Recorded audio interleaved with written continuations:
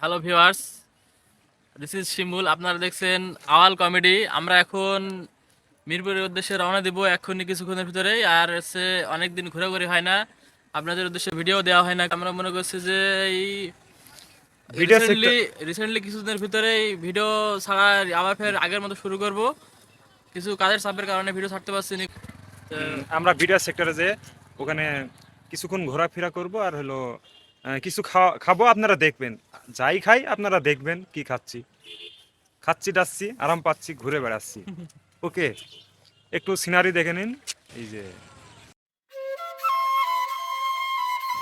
অনেক সুন্দর একটি নদী।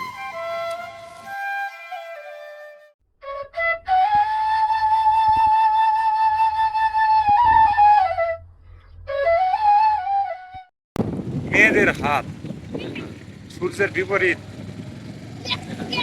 আমরা এখন যাচ্ছি ভিডিও সেক্টরে, সেখানে সুন্দর মানের একটা চা পাওয়া যায়, ওখানে যাচ্ছি। মাঠের মধ্য দিয়ে রাস্তা রয়েছে, তো রাস্তার দুপাশে আড়ল গাছ রয়েছে। তো আড়ল গাছকে দেখতে অনেক সুন্দর লাগছে, আড়ল গাছ সহ রাস্তা অনেক সুন্দর লাগছে। তো আমরা ভিডিও করে নিলাম। আমাদের কালিদাসপুর গ্রাম থেকে মিরপুরে পৌঁছাতে বেশিক্ষণ টাইম লাগে না। তো যেতে যেতে যে যে স্থানে দেখার মতো জায়গা আছে সেই স্থানে আমরা থামবো। শিমুল, হ্যাঁ, এই জায়গাটার নাম কি একটু বলো তো? এই জায়গাটার নাম হচ্ছে মিরপুর অবদা নামে পরিচিত আর কি। বেশি কিছু জানি না আমি মিরপুর অবশ্য। ওয়াবদা। হ্যাঁ, মিরপুর অবদা নামে পরিচিত আর কি। এই সাইডে মাছ ধরছে ওরা। এবার সেই স্থান ত্যাগ করলাম। এবার যাব মিরপুর সাইকেল হাটের পাশে মুজিব চত্বর, সেখানে ঝালমুড়ি ফুচকা সব কিছু বিক্রি করে, ওখানে যাব ঝালমুড়ি খাবো।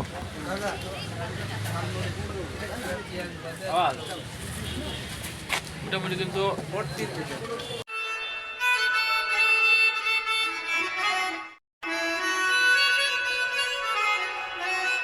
মিরপুর সাইকেল হাটের পাশে যে জায়গাটি রয়েছে সেখানে ফুচকা ঝালমুড়ি চটপটি সব কিছুই পাওয়া যায়। তো আমরা সচরাচর ঝালমুড়িটাই খাই। তো এইখানে দেখতে পাচ্ছেন যে একটা ছেলে ফুচকা বানাচ্ছে। ফুচকা খেতে কেমন টেস্ট লাগে তা তো জানি না, মেয়েরা ফুচকা খাওয়ার পোকা, তারাই ভালো জানে কেমন টেস্ট। ঝালমুড়ি খাওয়া শেষে ছাদের উপরে গেলাম হকারের মতো কিছু বকাবকি করতে। এই হৃদয়, তুই যে আসলি নি বুঝলি, তুই কিন্তু পস্তালি বুঝলি, তুই জ্বরের বাহানা করলি। হ্যাঁ, আমরা কিন্তু বুঝি। খালি আগুন আর আগুন, হ্যাঁ, খালি তুমি তো এই যে- দেখবা না। আর ওই যে আকাশ, তোমাকে তো বলছি, হ্যাঁ তুমি ওই যে তেলের হিসাব করলা বুঝলা, এটি কিন্তু ঠিক করনি। হ্যাঁ, বুঝতে পারছি। তোমাকে যে আমার স্মরণ করলাম এই হচ্ছে মেন বিষয়। কিছুক্ষণ হকারের মতো বকাবকি করার পর শিমুল বন্ধু পেঁয়াজি বড়া খেতে শুরু করলো। পেঁয়াজি খেতে খেতে পিছনের দিকে দেখি শেখ মুজিবুরের ভাস্কর্য। ওখানে আড্ডা দেওয়ার পরে আমরা চলে আসলাম মিরপুর বিডিআর সেক্টর। তো সেখানে মাগরিব হয়ে গিয়েছিল। তো এরপরে দেখি পিছন সাইডে দুটা মহিলার মতো দেখতে, তারা টিকটক বানাচ্ছে। তো তাদেরকে ক্যামেরা বন্দি করে নিলাম। বিডিআর সেক্টর ক্যান্টিনের পিছনে শিশুদের খেলাধুলা করার জন্য এইসব খেলাধুলা করার সরঞ্জাম রয়েছে। অনেকক্ষণ ঘোরাফেরার পর ভাবলাম যে প্রাকৃতিক পরিবেশে এক কাপ চা খাই। শিমুল, হুম। আচ্ছা, এখানে যে বট গাছতলায় যে তুমি যে চা খাচ্ছ, তো তোমার অনুভূতিটা কেমন একটু জানাবা?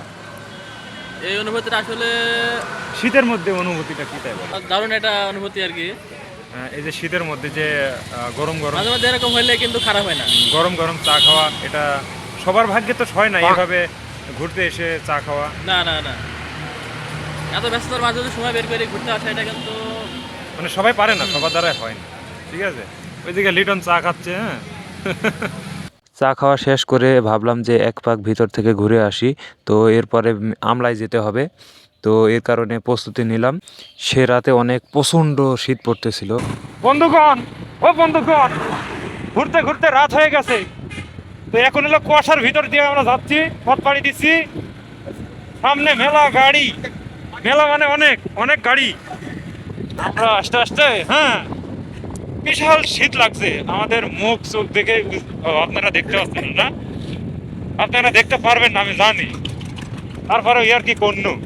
মিরপুর থেকে আমলা যাওয়ার পথে আমলা পেট্রোল পাম্পে গেলাম। তো ওখানে তেল নিয়ে নিলাম, ভাবলাম যে অন্য কোনো দিন বেড়াতে যেতে হতে পারে, একবারে নিয়ে নিই।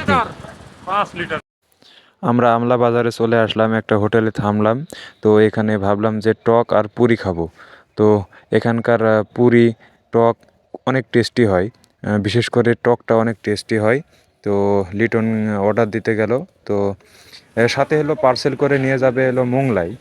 শিমুলের প্রিয় মানুষটির জন্য মোংলাই পার্সেল করে নিয়ে যাবে, তার জন্য পার্সেলটি অর্ডার করা হলো। শুরু করো।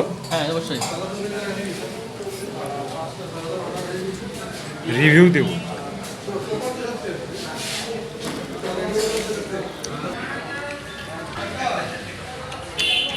টকটা সেই কিন্তু টকটা ভালো হয়েছে, টকটা ভালো হয়েছে। খা খা খা।